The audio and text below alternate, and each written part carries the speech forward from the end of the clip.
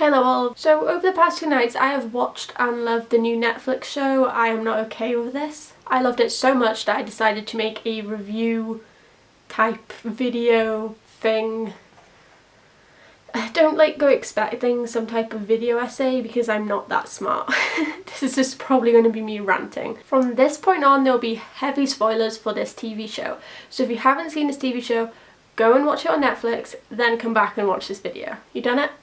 Cool, on with the spoilers. So I actually wrote down notes for each episode as I was watching them, but a lot of the notes were just my initial reactions to what was happening on the screen, and they were just a lot of like, what? Why would you do that? Oh my god, a lot of it didn't make sense. I had all the best intentions to give you guys a very structured video, but it went out the window as soon as I started watching the show. Anyway, let's get started. Let's start with the first episode, obviously. So the first episode of any show has to make you fall in love with it. It has to make you want more, become invested and fall in love with the characters, and this show definitely does that within the first 20 minutes. And in my opinion it definitely does this. The first episode introduces us to Sydney, a teenage girl who just lost her father and carries an intense amount of anger in her. She thinks she's all alone, but she's wrong. She's got the best friend ever, the coolest little brother, and Stanley. Also, the cool little brother has the cutest pet hedgehog ever. And like I said, Stanley, and he's probably my favourite character of the show. So, in this episode we get a mystery surrounding her father, who we know has passed. We meet her mum, who's a character I think I flip-flopped about with the most. On one hand, she's working 80 hours to support her family and she's just lost her husband, and her daughter isn't very helpful at all. But on the other, she's hurting her daughter with her words, but I don't necessarily think she realises that. Also, we are introduced to some best friend issues. Dina has got herself a boyfriend and Sydney is feeling left out. So in this 20-minute episode, by the way, each episode is only around 20 minutes long and is only 7, so really if you haven't seen it, go watch it. We get so much information in the first episode. I love it. Oh, I forgot, she has powers. How can I forget that? So the next 2 episodes, do you like how I've kind of bonded those together and grouped them together? This was mainly because I wrote down 3 words for each episode because I was so focused on the TV. Sid and Stanley are really cute and I hope they're best friends forever. Just wanted to put that out there. The scenes of these two, especially in the early episodes, were so organic and natural. I'm describing them like they're a pot of yogurt. This on-screen chemistry probably has a lot to do with the actors' off-screen friendship. Of course, they both starred in It together and they've kind of grown up together now, and it's just so wholesome. Also, can I just add, why you gotta kill the hedgehog? I can't remember if I've ever said this on camera, but I actually have a pet hedgehog called Pippa, who I love, obviously, and she's a bit poorly at the moment. So as soon as I saw the hedgehog, I was like, you better not. I swear, you kill that hedgehog, we're over. This is me ending this show right now. Of course I carried on, but they killed the hedgehog. And as it was happening, I grabbed my pen and wrote a strongly worded letter to Netflix. How dare you break my heart like that? Pipsqueak's alright, she's doing fine. Sid and Dina are heading to a party, and we actually see some type of peer pressure here, with Dina wanting Sid to dress a certain way to impress her new friends and her new boyfriend. I don't know if she realises she was doing this, but I definitely picked it up as peer pressure. We also see that Dina's perfect jock boyfriend is controlling in ways and is a huge asshole.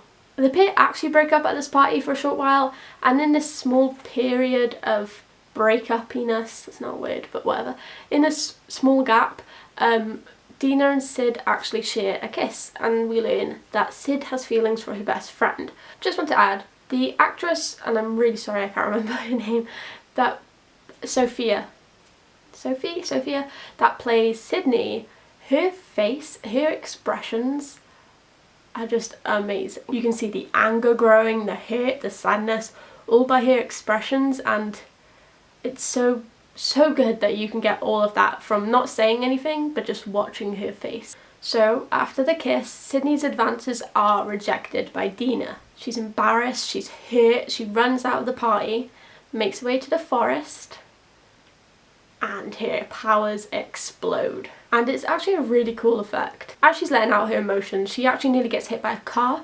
I immediately recognised the car as Stanley's. My brother, who I was watching it with, did not. And the episode actually ends like that, and I thought they killed Stanley. And I was not happy. Because the show is only 20 minutes each episode, it's so easy to get invested and to digest. And I really appreciate that it wasn't an hour-long episode where they have all this filler, and it's just straight to the point, it's condensed, and I really, really enjoyed that. I could watch 20 minutes and learn just as much as I would in an hour. We actually get a Stanley point of view in the next episode, which I liked. We get to learn a bit more about Stanley, about his home life, which isn't too good, and we get to enjoy Stanley as a character a bit more. He wasn't hurt in the crash, but he did witness Sydney using her powers, which was a lot sooner than I expected. I knew that someone would find out about her powers, but I didn't realise it would be like episode 3. Stanley is concerned, he's worried, but overall he really, really wants to help her. He's also super, super interested in it. He wants to know more about her powers, and I think that's what everyone would be like. They'd be weary, but they'd also be invested and interested to know what her powers were. The training montage he tried to set up was pretty funny. It's definitely something I would do. I mean, I don't think I'd pick Bonnie Tyler as my go-to song, but I understand. As a proud Welsh woman, Bonnie Tyler is my spirit animal. Stanley wants to be her mentor and her trainer. He believes he has the expertise because he likes comic books. It's totally me. And he also fancies the pants off of her, which does make for some really awkward scenes. And like I said earlier, the chemistry between the characters is so believable. Like, my heart gets crushed when Sydney rejects Stanley and upsets him. And then I also feel annoyed with Sydney when Stanley annoys her or, you know, just goes a bit too far. And then at the end of this episode we see a strange figure appear and follow Sid. My first guess was obviously maybe this is her dad, but I think that's too obvious. I don't know. But because this episode was around Stanley trying to mentor Sid, this will obviously be her mentor figure. This will be her Professor X, and he will train her up. Sydney is scared of herself, which definitely doesn't help her fragile teenage mind. She doesn't want to hurt anyone. I mean, she's already killed a cute hedgehog, so... I really enjoyed episode 5. I loved the Breakfast Club theme they had going on, with Stanley as the brain, Sydney as the basket case, Dina the princess, Brad and Jenny as the athlete and criminal respectively. What I really, really appreciated was the teased friendship between Dina, Stanley and Sid. They're obviously going to be our core group that, if this series gets picked up for more seasons, which it hopefully will, they will be our core group who we focus on, and those two will be her friends that help her train, or, well, I'm not sure about Dina because of what happens at the end of the last episode, but they'll be her core group of supportive friends, hopefully, maybe. We have some revelations in this episode. Sydney can feel someone watching her, and that Brad and Jenny slept together, so he cheated on Dina. I actually called this. I was sitting with my brother and I was like, right, we've had this lovely scene with these three. The other two have been left alone way too long. They're gonna walk in there and they're gonna be kissing. They weren't kissing, but they did admit to cheating. So I was kind of half right. And in that situation, I don't know what I would do. Would I tell my best friend or keep it a secret? I would like to think I'd tell my best friend. So I think Sydney definitely did the right thing. But it's a tough situation to be in. I'm about 96% sure that the effects in the show mostly practical. Of course, like the ripple effect after her powers are CG, but I'm pretty sure that most of it's practical, and it makes it more believable as superpowers are. It is at this point in the show where I really, really wished that Sydney had told Dina about her powers. She even had proof of the CCTV video, but I'm also kind of glad she didn't, especially because of the end. Her father's death looms over Sydney, and she needs closure. And we have this really well done scene with Sydney and her mum. We learn more about her dad, and we also learn that he was like Sid. We'd already learned in a previous episode that he smoked a lot of weed, so that was probably to help him calm down so he couldn't use his powers. Her dad definitely dealt with a lot. Anger issues, maybe some form of PTSD from serving in the Marines, and survivor's guilt. And just like Sydney, he was paranoid. This moment between mother and daughter is really, really lovely. We get a nicer one and in the homecoming episode, but I just love that they bonded and they both realised that they've been sucky to each other, and I just really, really appreciated it. Also in this episode, Sydney loses her diary, so good going, Sid. I mean, it's not your fault, but good going. Okay, and we've made it to the last episode, episode 7, and it's homecoming. Right, so I think what I'm going to do is read all the notes I wrote during this episode. There's not many, but I think I'm just going to read these notes. So, episode 7. My first note is literally, don't fucking kill Stanley. That was, I think I rewrote that like 5 times. Best friends going to homecoming together. That was really cute and wholesome. It's homecoming fucking finally. Don't you fucking hurt him. I think that was about Stanley. And then I got Carrie with a question mark, because we flash back or flash forward to a lot of moments with Sid in a bloody dress like Carrie, and the jock Brad also said something was going to happen at homecoming, so I didn't know whether they're going to go down the route of blood being poured on her or something else. And I thought, her mum's an okay lady, she's very truthful. I don't know why I put that. She's all that entrance. There was a moment where everyone kind of looked up at Sid as she came down the stairs, and it kind of reminded me of She's All That. I don't know if that was like meant to be a nod or not, but it just reminded me of that show. It's a movie. Oh, I've also put crash and burn for Stanley. He took someone else to the homecoming, and it wasn't going well. Let's just say that. Oh, she finally tells Stan the truth. She tells Stan that she has feelings for Dina and that they should be friends, and I appreciated that they didn't drag this out, and because it would have hurt each character.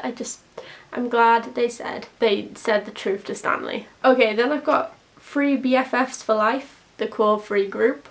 Jock on stage, he has the diary. What a dick. She gonna kill him. He fucking punched Stan. His head just blew up. That's pretty much episode 7. His head, I knew something was going to happen. I thought maybe something would fall on top of him, because her face was getting, she looked like she was gonna cry, and you could hear something rattling, and I watched this whole thing with my brother, and when his head just blew up, I was like, what the fuck? Even my brother was surprised. He was like, I didn't see that coming. And he can guess the plot of anything. It's really annoying. It just, I don't know how she's going to get out of it. I realised that no one's going to pin it on her, because no one knows she has superpowers. But also he was reading her diary out, so she's going to be a suspect. And Dina, oh poor Dina. I don't know where that friendship's going to go in season 2. Stan grabs the diary. There was a shot of Sid's diary and Stan looking at it, so I hope he grabs it. If he doesn't, I'll be annoyed. And then my last note is, who's the man? And then I just put her mentor. Because the man that had been stalking her finally reveals himself. We don't see him, but he does. I can't remember what he said exactly, but he's going to be her mentor, probably train her up. My brother actually thinks that maybe he will get her out of trouble, that they'll go back in time. I don't know about that, but I am so excited. The show was a wild ride and it was only 7 episodes. I hope it gets picked up for season 2. Please, please, please. And the show was amazing. I didn't expect to like it that much. I knew I'd like it because I like the actors in it from It, but I didn't expect to like it this much. And I'm really glad I gave it a shot. Anyway, that was my, not really a review, but kind of a review, but I'm not sure what it was, video. I hope you guys enjoyed it. If you did, please give it a thumbs up. Click that bell down below if you want to be notified when I upload, because I do every Tuesday, but I do random videos like this. And subscribe to my channel, please. If you do enjoy these videos, might as well subscribe. It's free. I'm not charging you. I do have some social medias that you can go follow. They are down below and at the end of this video. I don't know what next week's video will be yet because I'm clueless. But I hope you enjoyed this video. I know it's not the most analytical thing in the world. But I hope you did enjoy it. Please go watch a show if you haven't. It's amazing. And I will see you next time. Bye, little wolves. Bye.